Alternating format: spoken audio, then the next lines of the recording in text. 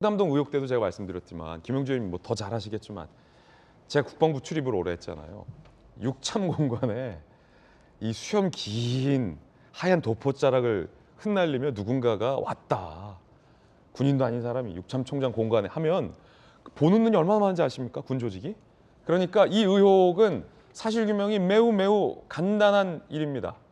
봤다는 사람은 만약에 그런 도사가 육참 공간에 떴다면 목격자들이 엄청 많았을 거란 말이죠. 그러니까 왔는데 안 왔다라고 거짓말할 수도 없는 일이고 안 왔는데 왔다라고 거짓말로 우길 수도 없는 문제라는 겁니다. 당장 육군도 그리고 경호처장도 가짜다라고 부인을 했습니다.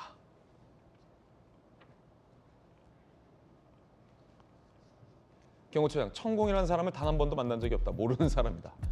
자, 육군, 당사자로 언급된 부사관에게 확인한 결과 전혀 사실이 아니다. 거짓 주장에 강한 유감을 표명했습니다.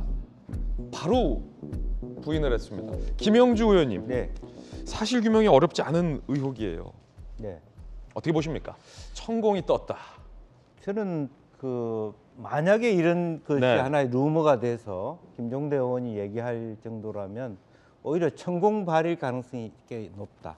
사실과 다르게. 사실과 다르게. 예, 천공이라는 사람이 그리고 또 하나는 이게 사실이 아닐 가능성이 높다. 두 가지를 얘기할 수 있는데 우선은 최근에 지상파에서 한번 천공에 대해서 방송이 된 적이 있어요. 그리고 지금 판결문에 이미 이 사람은 사회부 종교단체 교주고 여제자를 말하자면 간통한 그런 판결물이 있단 말이죠. 그게 그대로 방송에서 나왔단 말이죠. 그리고 지금 정법시대문화재단 이사장, 재단법인, 그다음에 뭐 주식회사 KA 글로벌 대표 이런 정도면 대통령이 물론 대선 후보 기간에 그런 것에 대해서 토론한 적이 있죠. 일부 뭐 인정한 듯한 그런 모습이 있습니다만은 그런 사람을 계속 대통령 뒤에 특히 법과 원칙을 중시하는 윤 대통령이 가까이 둘 리가 없다. 저는 그렇게 보고 그 대신에 천공의 입장은 계속 대통령에게 영향을 미치는 듯한 모습을 봐야지 돈이 들어온다. 아하. 그런 관계예요. 그래서 오히려 만약 그런 게 있다면 천공 발일 가능성이 있다. 김종대 의원은 사실은 방금 얘기했지만 군사 전문가이고 상당히 말하자면 우리가 신뢰할 만한 전직 국회의원이었기 때문에 좀 말의 무게가 달라요. 이제 그럼에도 불구하고 저런 부분에 있어서는 더 조심해야 되는데 이것은 뭐 치해법권에 있는 것도 아니고 면책특권 대상자도 아니지 않습니까? 그런 면에서 더 정확한 팩트 체크를 할 필요가 있다. 저는 그렇게 생각합니다. 그렇군요. 술자리 의혹 시즌 2다. 대통령실에서는 이런 이야기 나오고 있습니다. 그런데 이게 의혹이 번져가는 과정이 비슷합니다. 서지현 부대변인 나와 계시지만 김의겸 의원이 더 탐사라는 매체와 협업을 해서 청담동 술자리 의혹을 끊임없이 재생산하고 민주당의 최고위원 두 분이 이재명 대표가 있는 최고위 회의에서 공개석상에서 TF까지 꾸려야 된다라는 의혹의 무게를 확 실어주면서 이 의혹이 쫙 커졌는데 이번 건도 말이죠. 김종대 전 의원과 그냥 방송인 김어준 씨만 주장하는 거였으면 이렇게 논란이 크지는 않았을 수 있었을 텐데 김성한 정책위 의장이 국정농단까지 얘기하면서 이 의혹에 뭔가 또 무게를 실어주는 듯한 비슷하다는 거죠. 어떻게 보십니까? 그래서 이제 민주당의 그런 어떤 대응에 대한 문제 제기 저는 합리적이라고 보는 것인데, 근데 어떻게 말씀드리냐면 그 뉴스의 최종 이제 시작점은 사실 민주당이 의혹 제기한 것이 아니고 인터뷰나 간접 경험이 있는 것이고 거기에 덧붙여서 앞서 패널분들도 지적하셨지만 대통령실에서 그것을 공개적으로 고발하다 보니까 이게 더 큰 언론의 관심이고 저도 사실은 저 김종대 의원이 그 뉴스공장에서 한 게 아니고 스픽스라는 그 온라인 매체 유튜브에서 했던 이야기. 그러니까 저도 가서 또 시청하게 되는 거예요, 저도. 그래서 이런 문제는 저는 안타까운 것은 어떤 가짜 뉴스에 대한 엄벌에 대한 문제 제기 그리고 민주당의 정쟁에 대한 문제 제기는 할 수 있는데 이것을 대통령실이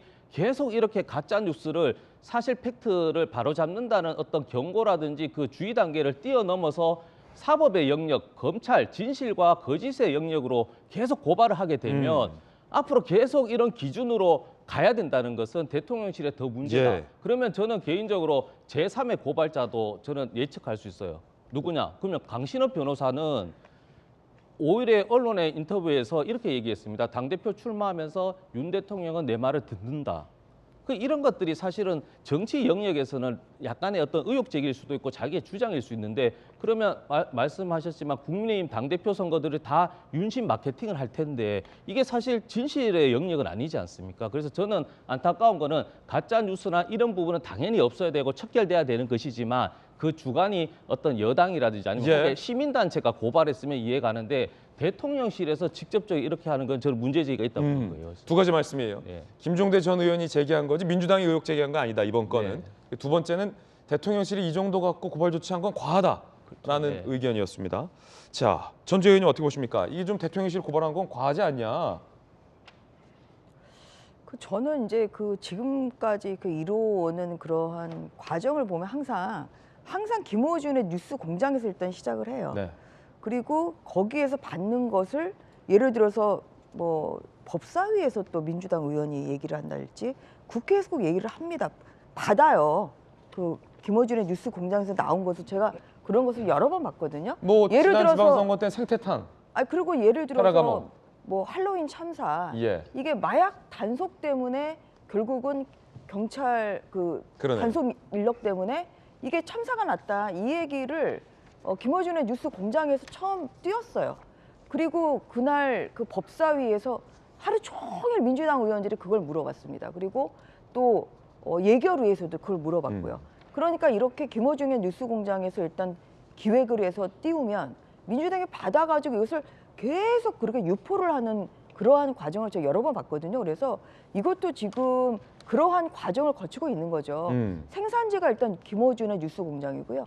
저는 이것은 가짜 뉴스 공장이라고 정말 생각됩니다. 아까 대통령실에서도 얘기를 했지만 가짜 뉴스를 생산을 하면 그럼 민주당이 받아가지고 이번에도 김성환 정책위의장이 사실이라면이라는 가정이지만 사실 굉장히 이것은 앞서 나가는 거죠. 제2의 국정농단이다. 그런데 김성환 정책위의장이 청담동 가짜 술자리 의혹 때도 그 얘기를 하셨거든요. 그때도 이게 또 국정농단 시즌 2다. 예. 이런 얘기를 하셨어요. 그렇기 때문에 이게 결국은 민주당과의 어떤 관계에서 볼 때 이게 그렇게 간단치는 않다.